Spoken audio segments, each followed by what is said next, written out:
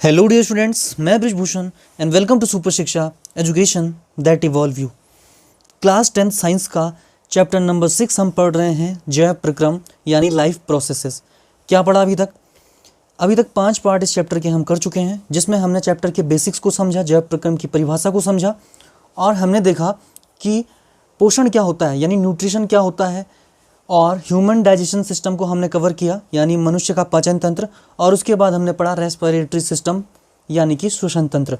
और आज का जो हमारा टॉपिक है वो है मनुष्य में वहन यानी कि संवहन तंत्र या ब्लड सर्कुलेटरी सिस्टम जिसे हम कह सकते हैं, जिसमें हम पढ़ेंगे कि जो भी सारी चीज़ें कोशिकाओं तक पहुंचती हैं वो रक्त पहुंचाता है, लेकिन किस प्रकार से पहुंचाता है यानी कि ब्लड का फ्लो शरीर में कैसे होता है, ये आज के टॉपिक में हम पढ़ने वाले हैं। तो सबसे पहले है मानव में वहन यानी ट्रांसपोर्टेशन इन ह्यूमन बींग्स कैसे होता है। 3 चीज़ें बहुत इंपॉर्टेंट है इसमें। हार्ट यानी कि हृदय जो हमारा होता है, जिसका काम होता है ब्लड को पंप करना, पूरे शरीर में इतनी जोर से पंप करता है कि एक एक कोशिका तक ब्लड को पहुंचा देता है।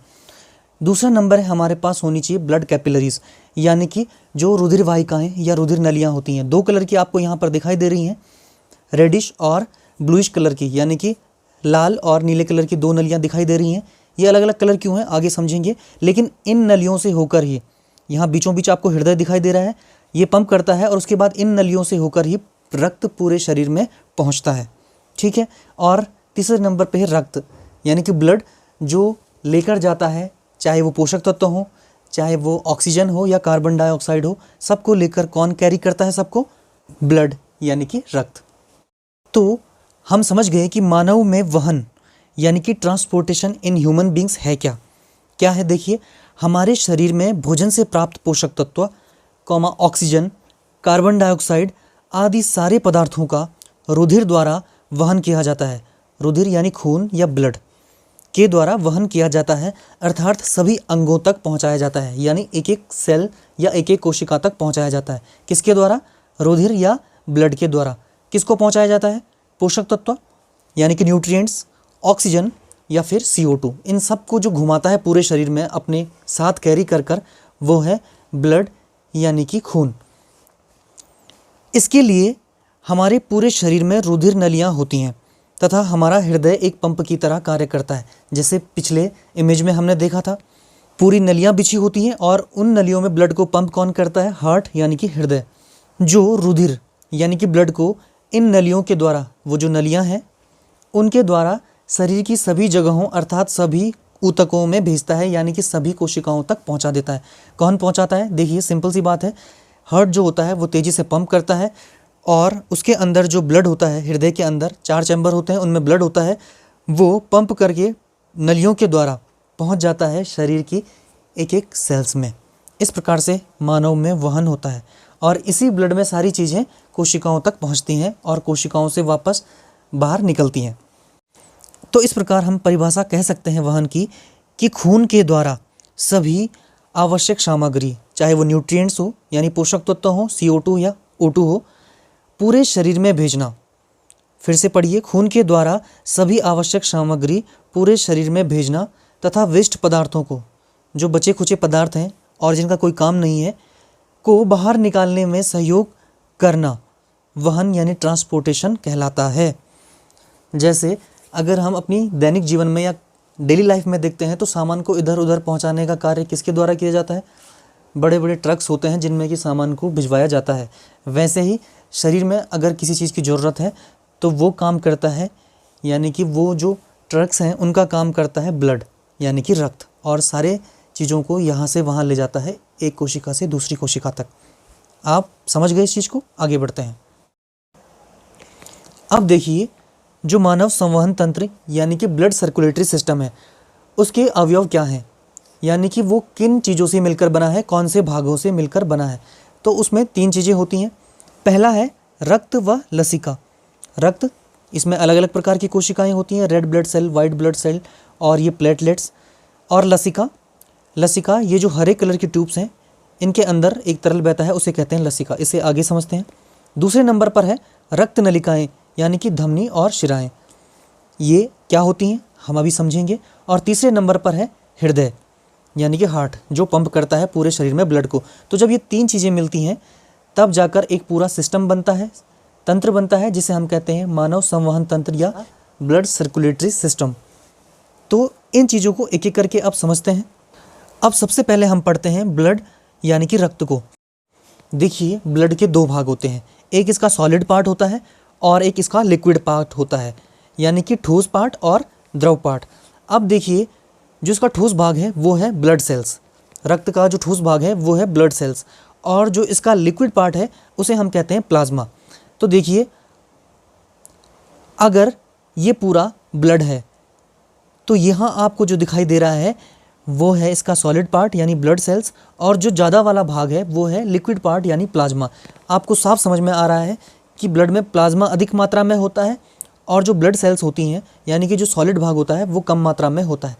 एग्जैक्ट अगर हम कहें तो 45% जो भाग होता है ब्लड का वो होता है ब्लड सेल्स, और जो 55% भाग होता है यानी 55% जो भाग है वो है प्लाज्मा जो लिक्विड पार्ट है। इसको आप ऐसे समझ लीजिए कि जिस प्रकार पानी में मिट्टी के कण घुले हैं माना, तो वो मिट्टी के कण हो गए ब्लड सेल्स और पानी हो गया प्लाज्मा। ठीक है, तो जो ब्लड सेल्स होती हैं वो कौन कौन सी होती हैं इसको समझते हैं। 3 प्रकार की होती हैं, लाल रक्त कणिकाएँ, श्वेत रक्त कणिकाएँ और रक्त प्लेटलेट्स। तो पहले हैं लाल रक्त कणिकाएँ यानी रेड ब्लड सेल या आरबीसी। इनका काम क्या होता है? इनका काम होता है O2 या CO2 का वहन। शरीर में इन दोनों गैसों यानी ऑक्सीजन और कार्बन डाइऑक्साइड को जो लेकर जाता है वो होती हैं लाल रक्त कणिकाएँ। ठीक है, इन्हीं से जुड़कर ये दोनों गैसें कोशिकाओं तक पहुंचती हैं और कोशिकाओं से वापस फेफड़ों तक आती हैं। दूसरा काम क्या है इसका? हीमोग्लोबिन जो इसमें होता है आरबीसी में, रेड ब्लड सेल में होता है हीमोग्लोबिन। इसका काम होता है ये रक्त को लाल रंग देता है, और इसका एक और काम है कि ये जो O2 और CO2 है इनको जुड़ने में मदद करता है रक्त से। ये जो O2 और CO2 है ये दोनों ही गैसें इसी हीमोग्लोबिन से जुड़कर शरीर में एक जगह से दूसरी जगह जाती हैं। दूसरे नंबर पे हैं श्वेत रक्त कणिकाएँ यानी वाइट ब्लड सेल्स, जिन्हें हम कहते हैं WBC। इनका काम क्या है? शरीर को रोग मुक्त करने में सहायता करती हैं, यानी कि जो हमारा इम्यून सिस्टम है, जो हमारी इम्यूनिटी है उसका पार्ट होती हैं श्वेत रक्त कणिकाएँ यानी WBC। रक्त प्लेटलेट्स यानी ब्लड प्लेटलेट्स का काम क्या होता है? देखिए, रक्त का थक्का बनाने में सहायक होते हैं। जो रक्त में प्लेटलेट्स होते हैं, अगर शरीर में कोई चोट आ जाती है, कट लग जाता है और हमारा खून बहता है, तो वहाँ पर जो थक्का जमाने का कार्य होता है वो इन्हीं प्लेटलेट्स का होता है। तो ये 3 प्रकार के ब्लड सेल्स पाए जाते हैं हमारे ब्लड में, और ये तीनों ही सॉलिड होते हैं। जो लिक्विड पार्ट है प्लाज्मा, उसको देखते हैं। देखिए, ये क्या है? ये पीले रंग का तरल पदार्थ होता है जिसमें 90% यानी 90% जल होता है। ये जो आपको प्लाज्मा दिख रहा है ये 90% वाटर का बना है, तथा जो इसमें बाकी चीज़ें हैं 10% वो 2 प्रकार की होती हैं, जैविक और अजैविक। जो इसमें जैविक चीज़ें हैं वो हैं प्रोटीन। कौन कौन से प्रोटीन? एक एल्बुमिन हो गया और ग्लोबिमिन हो गया। जो अजैविक यानी एबायोटिक मॉलिक्यूल्स हैं वो हैं खनिज तत्व। तो जो प्लाज्मा है उसमें 90% वाटर है और बाकी 10% 2 प्रकार के इसमें मॉलिक्यूल हैं, जैविक यानी कि बायोटिक जिसमें प्रोटीन्स होते हैं एल्बुमिन और ग्लोबिमिन, और अबायोटिक यानी अजैविक जो होते हैं खनिज तत्व। तो यहाँ पर हम ब्लड को अच्छे से समझ गए कि कैसे मिलकर बना होता है, क्या क्या इसके कंपोनेंट्स होते हैं। अब देखिए, लिम्फ यानी कि लसीका क्या होता है? यह एक तरल ऊतक है जो रुधिर प्लाज्मा की तरह ही होता है। जैसा अभी हमने पढ़ा था लिक्विड जो होता है प्लाज्मा, उसकी तरह ही होता है ये तरल ऊतक लसीका, लेकिन इसमें अल्प मात्रा में प्रोटीन होते हैं। जो प्लाज्मा होता है ब्लड प्लाज्मा, उसमें प्रोटीन थोड़ा ज़्यादा होते हैं लेकिन इसमें कम होते हैं लसीका में, और लसीका भी वहन में सहायता करता है। तो यहाँ इसको अच्छे से समझ लीजिए कि लिम्फ यानी लसीका होता है क्या है। देखिए, शरीर में जिन नलियों में रक्त बहता है उन्हें हम कहते हैं ब्लड वेसल्स या रक्त वाहिकाएँ। ये रेड और ब्लू कलर की होती हैं। रेड में बहता है शुद्ध रुधिर और जो ब्लू होती है उसमें बहता है अशुद्ध रुधिर। ये शुद्ध अशुद्ध का क्या मतलब है आगे समझेंगे। अभी देखिए, जो ग्रीन कलर की नलियाँ आपको दिखाई दे रही हैं, ये ग्रीन ट्यूब्स जो आपको दिखाई दे रही हैं, ये हैं लिम्फ नलिकाएँ यानी कि लिम्फ वेसल्स। इनमें ही लिम्फ बहता है। लिम्फ एक लिक्विड होता है सफ़ेद कलर का एक लिक्विड या तरल होता है जो इन नलियों में बहता है। अब ये तरल आता कहाँ से है? देखिए, जो ये पीछे आपको दिखाई दे रही हैं येलो येलो कलर की, ये हैं शरीर की कोशिकाएं। तो शरीर की कोशिकाओं में विभिन्न क्रियाएं होती हैं। अब जब ये कोशिकाओं में क्रियाएं होती हैं तो ये तरल का श्रावण करती हैं। बहुत सारे वेस्ट प्रोडक्ट बन जाते हैं कोशिका में, तो वो उसको बाहर निकालने के लिए तरल का श्रावण करती है। अब अगर ये तरल इसी प्रकार से कोशिकाएं श्रावित करती रही तो ये तो शरीर में जमा हो जाएगा, इसको बाहर निकालना जरूरी है। ये येलो येलो कलर का कोशिकाएं दिखाई दे रही हैं पीछे से, इन्हीं से क्या श्रावित हो रहा है? तरल। तो इसको बाहर कौन निकालेगा? तो ये जो लिम्फ नलिकाएं हैं, जो ग्रीन कलर की ट्यूब्स हैं, जो लसिका वाहिकाएं हैं, ये इस तरल को अवशोषित कर लेती हैं और इसको इकट्ठा करके वापस पहुंचा देती हैं वेन्स में। ये जो ब्लू कलर की होती है इसको कहते हैं वेन्स, यानी कि शिरा। तो शिरा में इसको वापस पहुंचा देती हैं, जिसमें अशुद्ध रुधिर बहता है, आर्टरी में नहीं, वेन्स में। और इस प्रकार से जो कोशिकाओं द्वारा स्रावित लिक्विड होता है वो वापस वेन्स में पहुंच जाता है और शरीर की सफाई हो जाती है, वरना शरीर में ये लिक्विड जमा होता रहेगा। इस प्रकार जो ये लसिका वाहिनियाँ हैं, ग्रीन कलर की ट्यूब्स, ये शरीर को साफ करने में मदद करती हैं और शरीर के इम्यून सिस्टम यानी कि जो हमारा प्रतिरक्षा तंत्र होता है उसका भी भाग होती हैं, क्योंकि ये जो लिम्फ वाहिकाएँ हैं ये बाहर से आए बैक्टीरिया या वायरस या जो अन्य कोई हानिकारक पदार्थ होता है उसको भी नष्ट करने का कार्य करती हैं। तो ये जो तंत्र होता है इन नलिकाओं का, इसे हम कहते हैं लिम्फेटिक सिस्टम या लसिका तंत्र। तो आप समझ गए, लिम्फ क्या होता है? एक सफ़ेद कलर का तरल होता है जो इन नलियों में बहता है और इन नलियों को हम कहते हैं लसिका वाहिनियाँ। तो संवहन तंत्र में हमने रक्त और लसिका को समझ लिया है। अब समझते हैं रक्त नलिकाएं, ब्लड वेसल्स यानी कि धमनी और शिरा क्या होती है, इसे देखते हैं। तो जिन नलियों में रक्त बहता है हमारे शरीर में वो दो प्रकार की होती हैं। एक होती है धमनी यानी आर्टरीज और दूसरी होती हैं शिरा यानी कि वेन्स। जो धमनी होती है उनमें शुद्ध रुधिर बहता है और शिराओं में अशुद्ध रुधिर बहता है। अब शुद्ध और अशुद्ध का मतलब समझ लीजिए। शुद्ध रुधिर का मतलब है ऑक्सीजन वाला ब्लड, ऐसा ब्लड जिसमें ऑक्सीजन मिली है। अशुद्ध रुधिर का मतलब है अनऑक्सीकृत रुधिर, यानी कि ऐसा रुधिर या ऐसा ब्लड जिसमें O2 की जगह CO2 होती है। इस अंतर को हम समझ गए। तो अब धमनी और शिरा में एक एक पॉइंट करके अंतर को समझते हैं। तो पहला पॉइंट है यहाँ पर, धमनी ऑक्सीकृत रुधिर को हृदय से शरीर के विभिन्न अंगों तक लेकर जाती है, यानी हार्ट से अलग अलग ऑर्गन तक लेकर जाती है ब्लड को। और किस प्रकार के ब्लड को? ऑक्सीकृत रुधिर को, यानी ऐसा ब्लड जिसमें ऑक्सीजन मिली है। लेकिन एक धमनी यानी एक आर्टरी ऐसा है जो इसका अपवाद है, यानी वो ऐसा नहीं करती है, और वो है फुफ्फुस धमनी यानी कि पल्मोनरी आर्टरी। सारी धमनी यानी कि सारी आर्टरियों में ऑक्सीकृत रुधिर बहता है, केवल फुफ्फुस धमनी या पल्मोनरी आर्टरी जो फेफड़े को ब्लड लेकर जाती है उसमें अशुद्ध रुधिर बहता है।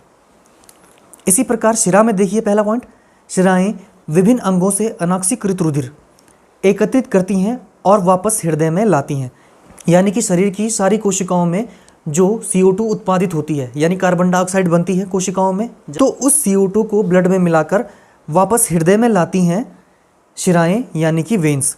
लेकिन फिर से एक वेन यानी एक शिरा ऐसा है जो इसका अपवाद है, यानी ऐसा नहीं करती है, फुफ्फुस शिरा यानी कि पल्मोनरी वेन।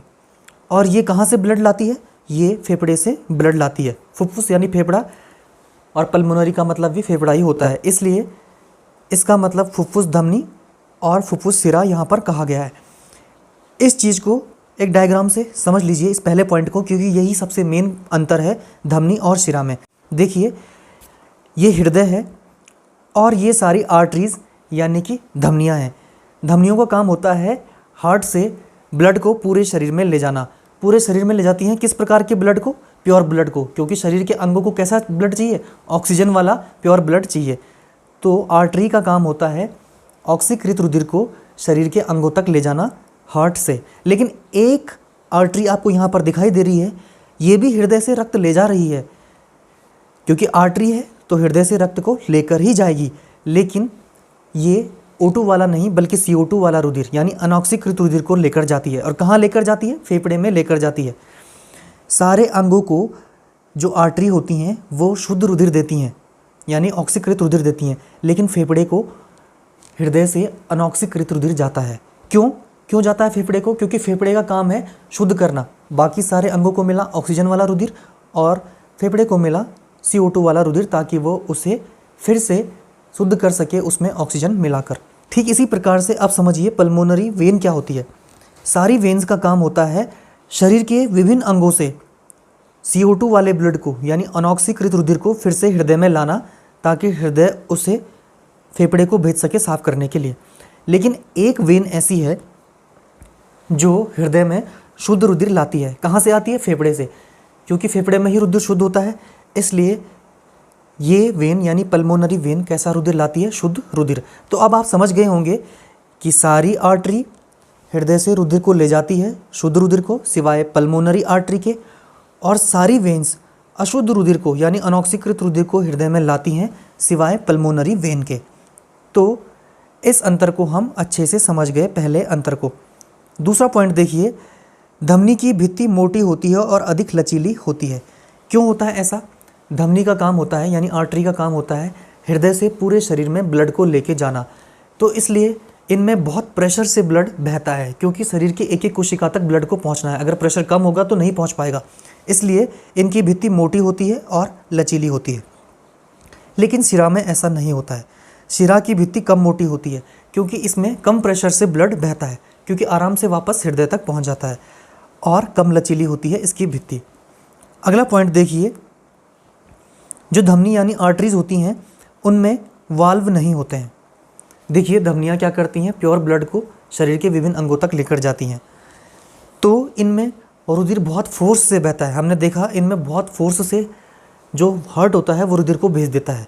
तो इसलिए इसमें रुधिर वापस आने का सवाल नहीं होता, क्योंकि फोर्स बहुत ज़्यादा है।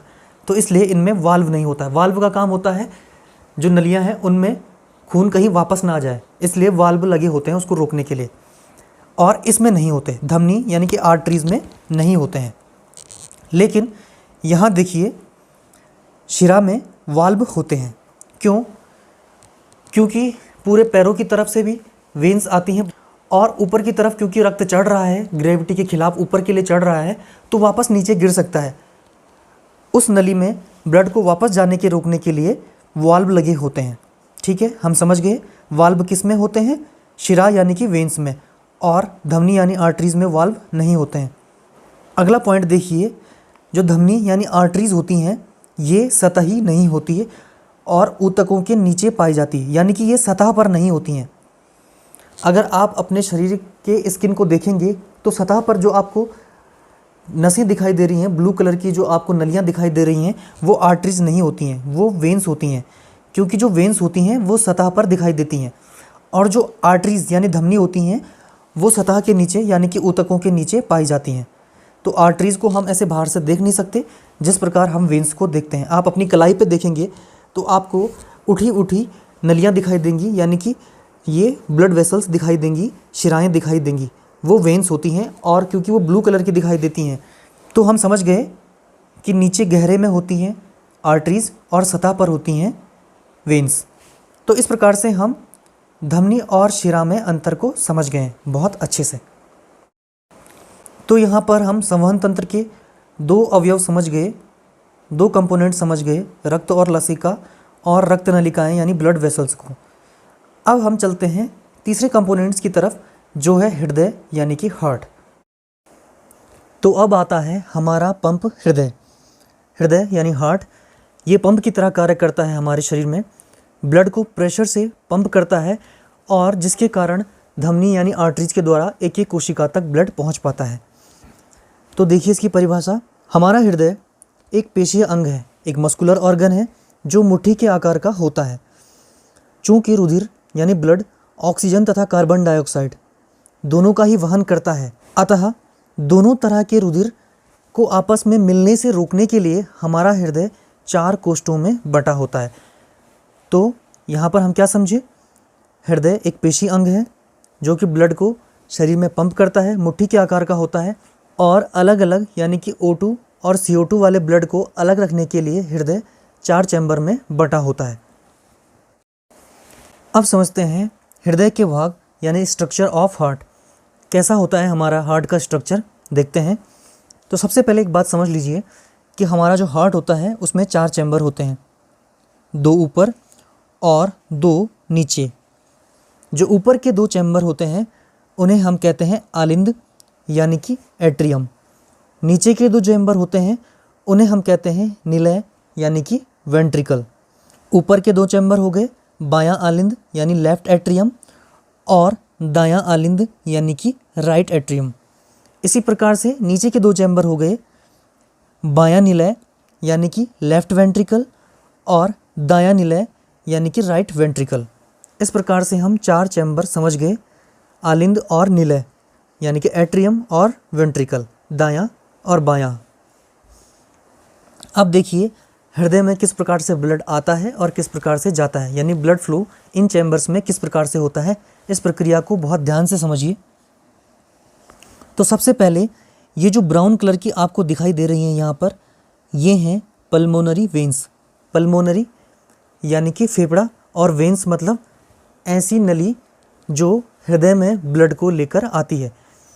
तो ये जो ब्राउन कलर की आपको इस तरफ दिखाई दे रही हैं और इस तरफ दिखाई दे रही हैं, ये हैं पल्मोनरी वेन्स यानी कि फेफड़े से आने वाली शिराएं। शिराएं हैं तो रक्त को लेकर आएंगी, और पल्मोनरी यानी कहाँ से, फेफड़े से। तो सबसे पहले हृदय में ब्लड का आना यहीं से शुरू होता है। तो पल्मोनरी वेन्स में इस प्रकार से ब्लड आता है, ये इस तरफ से और ये इस तरफ से, बायां आलिंद यानी कि लेफ्ट एट्रियम में। उसके बाद देखिए ब्लड कहाँ जाता है, लेफ्ट एट्रियम से। उसके बाद ब्लड पहुँच जाता है लेफ्ट वेंट्रिकल में, यानी बाएं आलिंद से बाएं निलय में पहुँच जाता है, अपने चैम्बर से ठीक नीचे वाले चैम्बर में आ जाता है। इसके बाद यहाँ बाएं आलिंद से बाएं निलय में पहुँच चुका है ब्लड। इसके बाद ये प्योर ब्लड है, ये प्योर ब्लड है क्योंकि ये कहाँ से आया, फेफड़े से आया। ठीक है, अब जब बायां निलय में पहुँच चुका है ब्लड, उसके बाद देखिए यहाँ से इस प्रकार से ब्लड एरोटा यानी कि महाधमनी, ये जो मोटी नली आपको दिखाई दे रही है रेड कलर की, ये है एरोटा यानी महाधमनी। महाधमनी इसलिए कहा क्योंकि ये आकार में और धमनियों से बड़ी है। तो ये धमनी अब इस बाएं निलय से रक्त को लेकर चली जाती है पूरे शरीर के लिए, और इससे छोटी छोटी धमनियाँ निकली होती हैं, छोटी छोटी आर्टरीज निकली होती हैं जो पूरे शरीर में फैली होती हैं।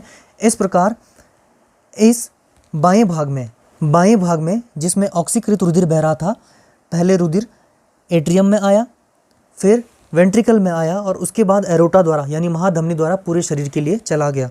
आया कहाँ से था, पल्मोनरी वेन्स के द्वारा, यानी फेफड़े से कौन लाया, पल्मोनरी वेन। उसके बाद लेफ्ट एट्रियम में, फिर लेफ्ट वेंट्रिकल में, और उसके बाद एरोटा द्वारा पूरी बॉडी के लिए प्योर ब्लड यानी ऑक्सीजन वाला ब्लड चला गया। ये तो हो गई बाएं भाग की बात। अब हृदय के जो 2 चैम्बर हैं दाएं वाले, उनमें क्या होता है देखिए। तो सबसे पहले बाएं भाग के आलिंद में पहुंचता है अनॉक्सीकृत ब्लड यानी कि CO2 वाला ब्लड। ये ऊपर से और नीचे से 2 वेन्स लेकर आ रही हैं।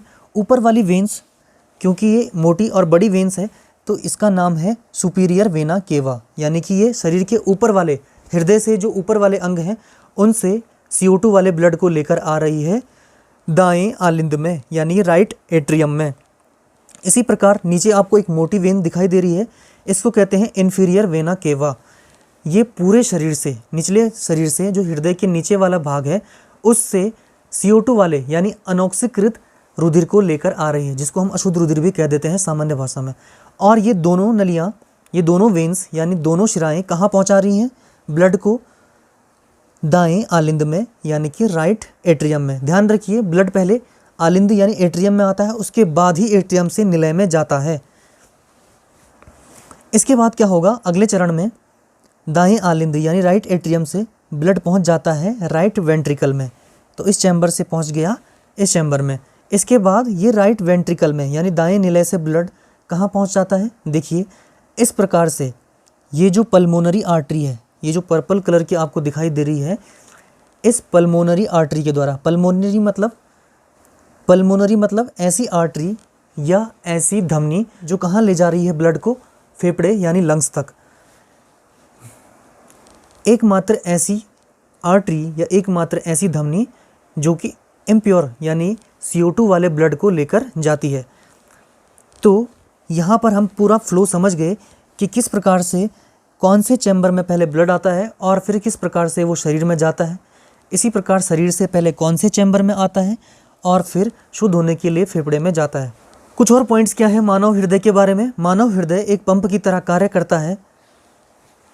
मानव हृदय एक पंप की तरह होता है जो सारे शरीर में रुधिर का परिसंचरण करता है। इस बात को हम समझ चुके हैं। अगला पॉइंट देखिए, आलिंद की अपेक्षा यानी एट्रियम की अपेक्षा निलय की पेशीय भित्ति यानी कि एट्रियम की अपेक्षा वेंट्रिकल की जो पेशीय भित्ति होती है मोटी होती है, क्योंकि निलय पूरे शरीर में अधिक रक्तचाप से रुधिर को भेजना होता है। देखिए, आलिंद में तो ब्लड आता है, लेकिन निलय से ब्लड पूरे शरीर में जाता है, इसलिए निलय यानी वेंट्रिकल की भित्ति मोटी होती है। क्यों मोटी होती है? ताकि वो अधिक प्रेशर से पूरे शरीर में ब्लड को भेज सके।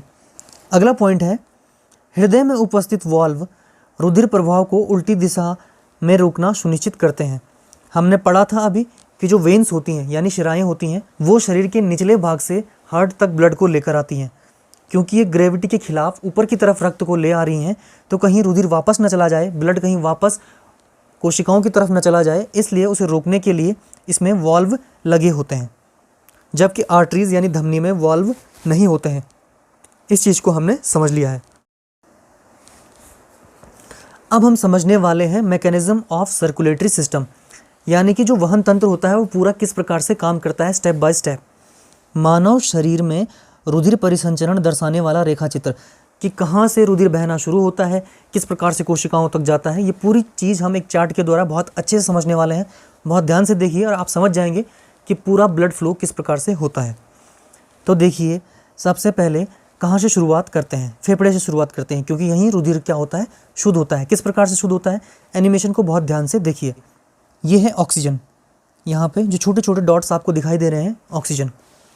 अब जैसे ही हम सांस लेते हैं ऑक्सीजन पहुँच जाती है फेफड़े में। फेफड़े में जैसे ही ऑक्सीजन ब्लड से मिलती है, ब्लड क्या हो जाता है, ऑक्सीकृत हो जाता है, यानी कि ऑक्सीजन युक्त हो जाता है, शुद्ध रुधिर जिसे हम कह सकते हैं सामान्य भाषा में। उसके बाद ये जो शुद्ध रुधिर होता है यानी ऑक्सीजन वाला ब्लड होता है, ये पहुंचता है हार्ट के चैम्बर में। कौन से चैम्बर में? लेफ्ट एट्रियम में, यानी कि बाएं आलिंद में। इस प्रकार से फिर से देखिए, यहाँ रुधिर शुद्ध हुआ और इस प्रकार से पहुंच गया हार्ट के लेफ्ट एट्रियम में। और किसके द्वारा यहाँ ब्लड पहुँचता है? वो पहुँचता है पल्मोनरी वेन यानी कि फुफ्फुसीय सिरा द्वारा। आप देख पा रहे हैं इस चीज़ को। तो लेफ्ट एट्रियम तक पहुँच गया ब्लड। इसके बाद कहाँ पहुँचेगा? एट्रियम से ठीक लेफ्ट वेंट्रिकल में, यानी कि बाएं आलिंद से पहुँच गया बाएं निलय में। इस प्रकार से जब रुधिर बाएं निलय में पहुँच जाता है, उसके बाद वहाँ से बाएं निलय से इस प्रकार एरोटा यानी कि ये जो महाधमनी है, इसके द्वारा पूरे शरीर के लिए चला जाता है। फिर से देखिए, ये है बायां निलय और इससे ये पीछे से जा रही है नली। देखिए, इस प्रकार से ये ब्लड फ्लो होते हुए इस एरोटा यानी कि महाधमनी में पहुंचता है और महाधमनी से फिर छोटी छोटी धमनियों में पहुंचकर पूरे शरीर को चला जाता है। इस प्रकार से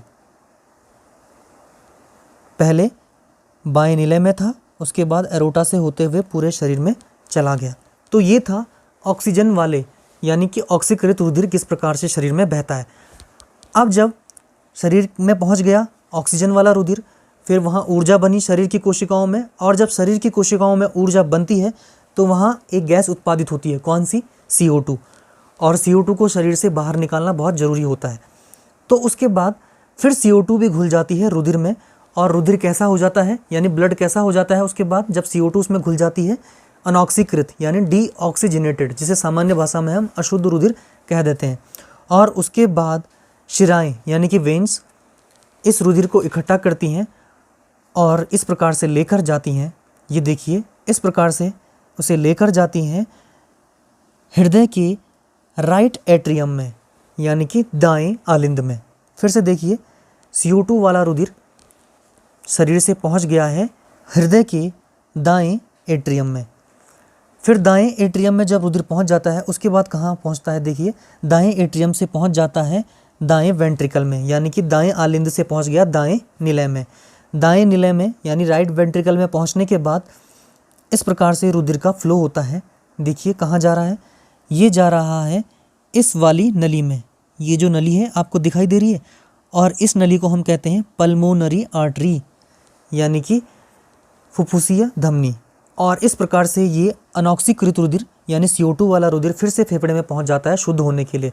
फिर फेफड़े में शुद्ध होगा ऑक्सीजन से, और फिर से इस प्रकार वापस हृदय में, हृदय से पूरे शरीर में, फिर पूरे शरीर से वापस हृदय में और हृदय से फिर फेफड़े में। इस प्रकार से ये पूरी प्रक्रिया चलती है। समझ गए आप इसको? यहाँ आप एक चीज़ और ध्यान देंगे कि हृदय का जो लेफ्ट भाग है, यानी कि जो बायां भाग है, बाएं भाग में ऑक्सीकृत रुधिर बहता है, यानी कि O2 वाला ब्लड बहता है, जबकि दाहिने भाग में हमेशा CO2 वाला रुधिर यानी अनऑक्सीकृत ब्लड बहता है, डीऑक्सीजनेटेड ब्लड बहता है। तो इस रेखा चित्र के द्वारा हम इस पूरी प्रक्रिया को समझ गए। ये रक्त वहन की क्रियाविधि को हम एक चार्ट के द्वारा भी समझ सकते हैं।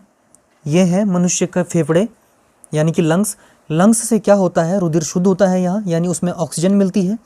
उसके बाद वो पल्मोनरी वेन यानी फुफ्फुसीय सिरा द्वारा पहुँच जाती है मानव हृदय के बाएं आलिंद में, यानी कि लेफ्ट एट्रियम में। लेफ्ट एट्रियम से उसके बाद स्टेप 2, ये जो लिखे हुए हैं यहाँ पे स्टेप्स हैं, तो ये स्टेप 2 में बाएं आलिंद से उसके बाद बाएं निलय में पहुँच जाता है ऑक्सीजन वाला ब्लड यानी प्योर ब्लड। बाएं निलय से उसके बाद एरोटा यानी प्रमुख महाधमनी द्वारा ये पहुंच जाता है छोटी छोटी धमनियों द्वारा, फिर उसके बाद शरीर के अंगों में। स्टेप 3।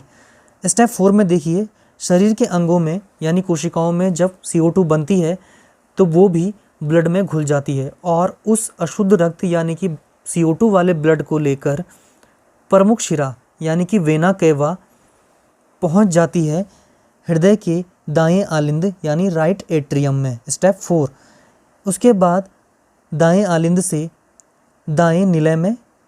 स्टेप 5। और उसके बाद ये CO2 वाला ब्लड यानी अशुद्ध रक्त पहुंच जाता है शुद्ध होने के लिए पल्मोनरी आर्टरी द्वारा फिर से मनुष्य के फेफड़े में यानी कि लंग्स में। स्टेप 6। तो इस प्रकार इन 6 चरणों में ये प्रक्रिया पूरी होती है। हृदय के दाएं तरफ हमेशा CO2 वाला ब्लड यानी अनऑक्सीकृत रुधिर बहता है और दाईं तरफ O2 वाला ब्लड यानी ऑक्सीकृत रुधिर बहता है। तो ये था किस प्रकार से पूरे शरीर में रक्त का परिसंचरण होता है। तो मनुष्य में परिवहन को हम अच्छे से समझ गए कि किस प्रकार से चीज़ें ब्लड के माध्यम से एक कोशिका से दूसरी कोशिका तक पहुंचती हैं। एक छोटा सा टॉपिक इसके बाद और है चैप्टर में, पादपों में परिवहन। प्लांट्स में किस प्रकार से परिवहन होता है। 2 इम्पॉर्टेंट चीज़ें होती हैं, जैसे हमारे शरीर में धमनी और शिराएँ होती हैं, उसी प्रकार से पादपों में भी इसी प्रकार से चीज़ों को पहुंचाने के लिए जो नलियाँ होती हैं वो होती हैं जाइलम और फ्लोएम। देखिए जाइलम क्या होता है।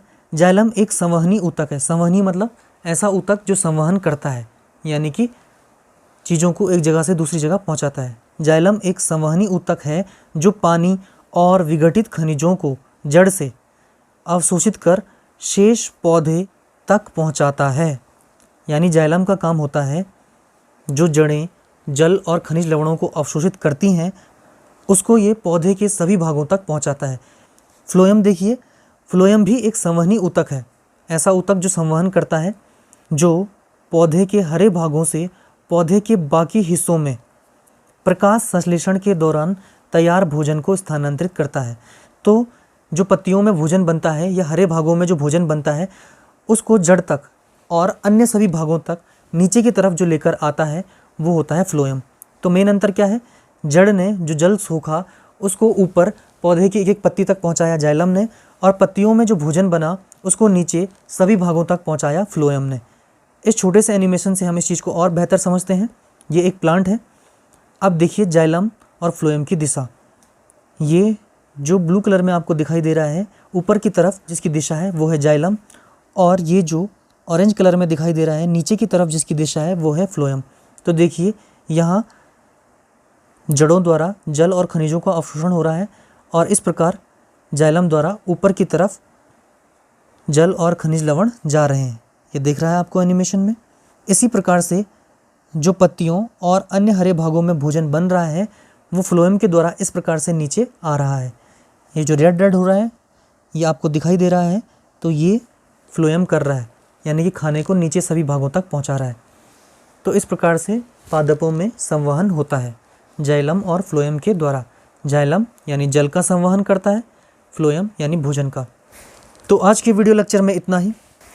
जल्द ही चैप्टर में आगे बढ़ेंगे एक नए वीडियो के साथ। तब तक आप पढ़ते रहें और लेते रहें सुपर शिक्षा। Thank you.